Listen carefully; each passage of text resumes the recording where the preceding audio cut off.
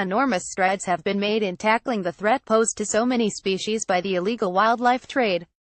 The Duke of Cambridge. Good evening, ladies and gentlemen. Thank you for joining this event tonight.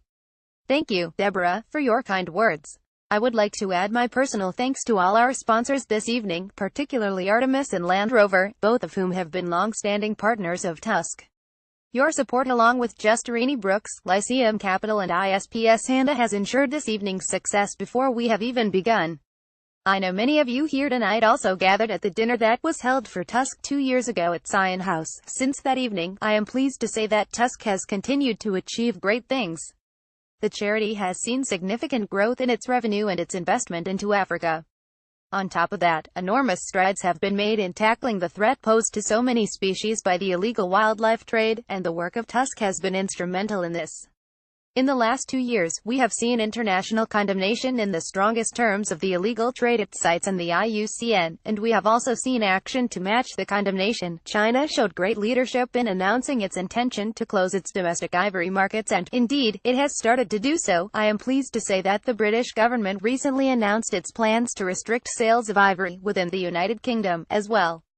In Africa, many governments have introduced much tougher sentencing and penalties for illegal trafficking. Kenya has witnessed a reduction in poaching following a big investment in wildlife protection. This is all very good news indeed. 2 years ago, much of this would have seemed unthinkable. It is an ultra-rare example of the world coming together to advance a cause for the sake of all humankind.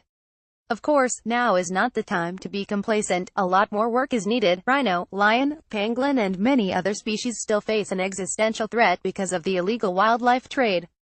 For many of you, you will have heard me talk about the illegal trade before. It is barbaric, it destroys livelihoods and communities, and it supports organized crime. The world is a worse place for it, and we must stamp it out. I have always argued that, while the problem is serious, it is beatable. The good news of the past 2 years points to this. Tackling this problem would provide a much-needed morale boost to young people who share our concern about the natural world, and are faced with serious environmental problems to tackle in their lifetime. Many of these are much more complex than the illegal wildlife trade, so if we cannot tackle that, then it begs the question whether we will succeed with the even harder problems. Young people have to be encouraged, and they have to know that taking action can achieve results. Because, believe me, there are many other challenges that we face. In my lifetime we have seen global wildlife populations decline by over half. Africa's rapidly growing human population is predicted to more than double by 2050, a staggering increase of 3.5 million people per month. There is no question that this increase puts wildlife and habitat under enormous pressure. Urbanization, infrastructure development, cultivation, all good things in themselves, but they will have a terrible impact unless we begin to plan and to take measures now, on human populations alone. Overgrazing and poor water supplies could have a catastrophic effect unless we start to think about how to mitigate these challenges. We are going to have to work much harder, and think much deeper, if we are to ensure that human beings and the other species of animal with which we share this planet can continue to coexist. When we look back, we have a mixed track record in this regard, but I am always optimistic when I observe how young people in particular, all over the world, are motivated to reverse the trends of the past. One thing that has helped bring about this change in how the next generation views our world, and that is access to information. There is a global conversation happening about how to make our world more livable. Tusk, I am proud to say, has always demonstrated an impressive ability to engage in this conversation, through education, through listening, through genuine partnership with communities whose livelihoods are intertwined with the species preservations.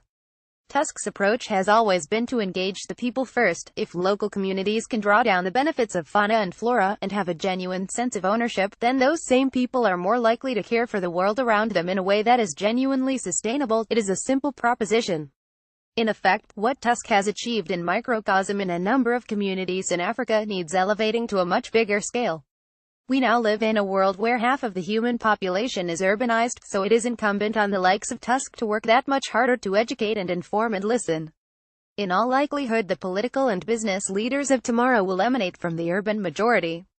How will they ever care to look after the planet if they have no connection with it? And this is what your support for Tusk means, widening their scope to engage, inform and educate, and to do this with great expertise in the continent of Africa. Africa remains the last great stronghold of some of the planet's most stunning wildlife. As Sir David Attenborough expressed so eloquently last year at the Tusk Conservation Awards, there is quite simply nowhere else on Earth that can offer such richness. It is the greatest natural show on Earth.